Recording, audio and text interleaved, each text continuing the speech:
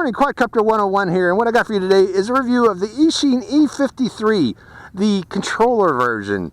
I previously did a review of the Eachine E53, the version that you flew strictly with your phone.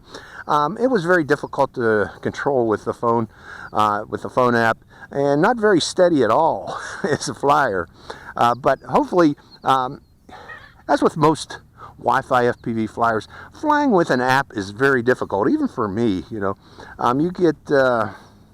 it's just not as controllable as using a real controller. So I strongly recommend, if you have a choice of a Wi-Fi flyer, just any Wi-Fi flyer that has a controller, spend the extra money, get the controller version. You'll make yourself happy. Don't go with the strict app version, as they're almost all difficult to fly. But let's go for a flight of this thing. Let's go over it real quick for those of you who don't remember my previous review. The Eachine E53 is a folding quadcopter. You can fold its arms up or down, and to put them together, you fold the arms downward, and you got these little snap rings that go over each arm to hold them in place. And bringing this one down and snapping the snap ring in place like so, bringing this arm down and snapping the snap ring in place, and this one down is. And what's so cool about it is it's actually a cool looking quadcopter. You know, it looks like something out of Star Wars if you look at it. It has a 0.3 megapixel camera with Wi-Fi FPV, so that you can actually fly FPV with this via your smartphone. The battery's a little 3.7 volt. I believe it's 450 milliamp or 400 milliamp per hour, and something in that range there. But all in all, it is a common battery. You'll be able to find replacement batteries for it. But what's different from this and the previous version is, again, that you have the option now of flying with a controller. This is its controller. It's Eachine controller. This button here is for rates, for selecting beginner, intermediate, expert. This button here is for flips, and then you can tell it which direction to flip. It will flip. This button here is for automatic takeoff and automatic landing, since this is an altitude hold quadcopter. And it has one key return and headless mode, which you activate by pressing that button there. So let's go for a flight of this thing and see how it performs. First off, we'll start its motors. I didn't show you this.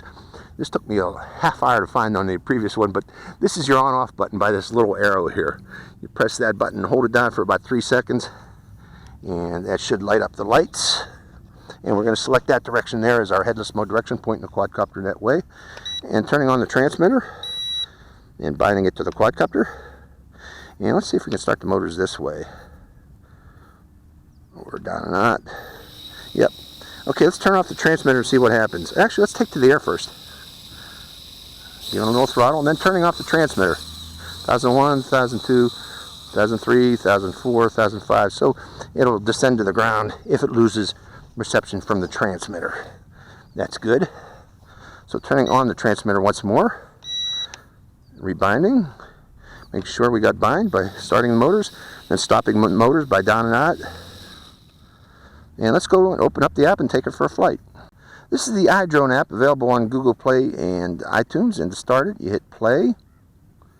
And we should have FPV video, but it's upside down, so we're going to hit reverse. And we're going to start the video camera recording. And taking to the air. And let's try that automatic takeoff, which is that button there. There we go. See how it flies with a controller. Turning it that way. Yeah, see, now you can control, or I can control this quadcopter. Before, it was uncontrollable using the app. Now it's nice, smooth flyer. Can we do flips?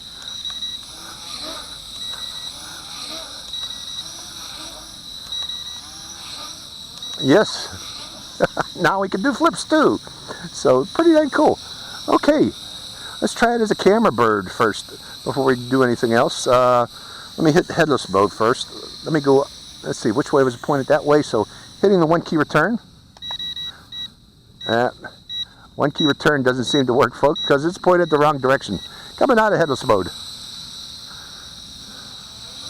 So I am not going to use let's try the headless mode one more time. Something's not up with that.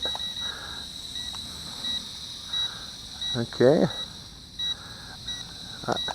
Coming out of headless mode again. It seems to change each time I press the button. Which direction is the headless mode direction? Let's go back into the field here. Okay, this is back. So this is, it thinks this is the forward direction for headless mode. And it's beeping. Okay, so now that I know the headless mode direction, I can get myself in the video. Unfortunately, okay, seems to be somewhat laggy, the FPV. So let's turn off headless mode. The FPV was somewhat laggy there. Okay, I'm up close now. Now it's working well.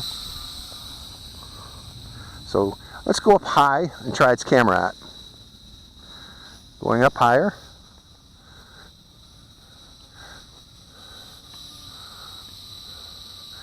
Okay, right about there, and then let's rotate. Do a slow rotate. Slow rotate. Now I can do slow rotates. I couldn't do that with the app. You can do it with the sticks, but not with the app. A slow pan of the area.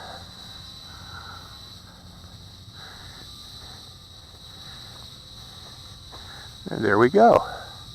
Let's bring it back downward. And close up.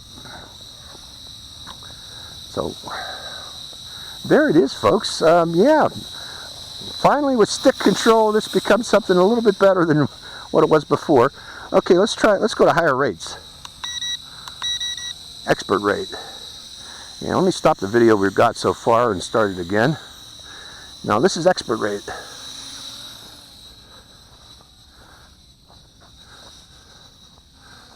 Funnels. It can do funnels. Now, this is how you do funnels, folks. Give it full yaw and full forward pitch. If you move put a little roll in it, you get some better funnels. Okay, let's try some acrobatics with a flip button and all that. Well, I don't know about that. Let's try it again.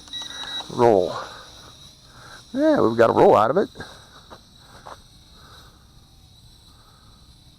And bring it in close.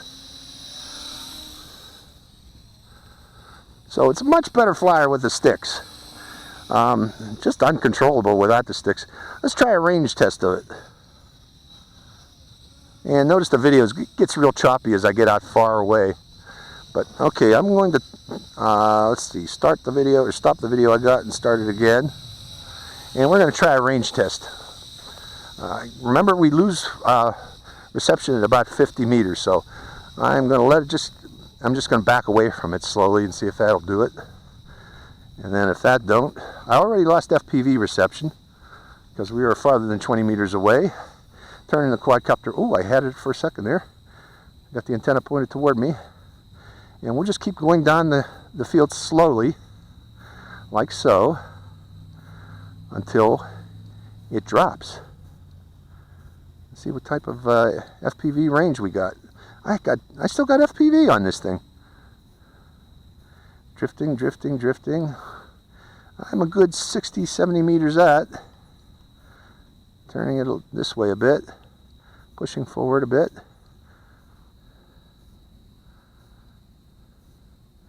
And there we go.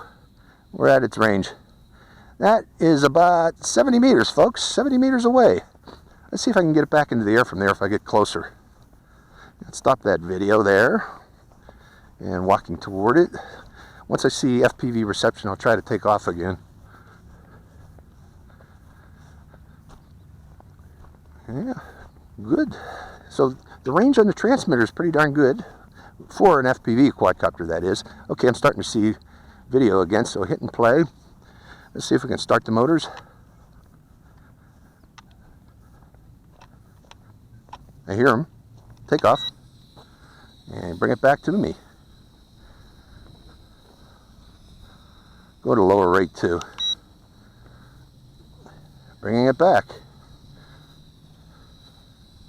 There I am. Okay, starting to pick it up. I'm picking up reception now. So yeah, this is a good quadcopter with a controller. I don't know why Eachine released it without the controller first. They should have just waited for the controller to come out, because it makes it much better. Much better quadcopter. I'm in low rate right now, just flying around. You know, it is somewhat easy to fly for beginners with a controller in low rate. Much more difficult with the app. I had a heck of a time flying this thing with the app. It's just impossible. Let's try the snap button now. Let's take a photo.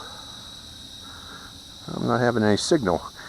The FPV signal is not very good head in. It's very good from the back end, but not very good head in. Let's try something here. Let me land it. There's that automatic landing.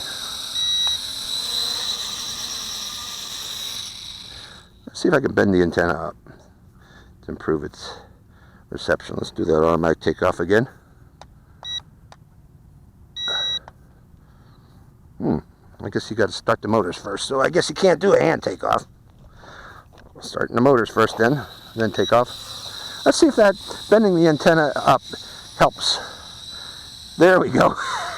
So, see what I did, folks? Let me take a snapshot. I wanted to do that.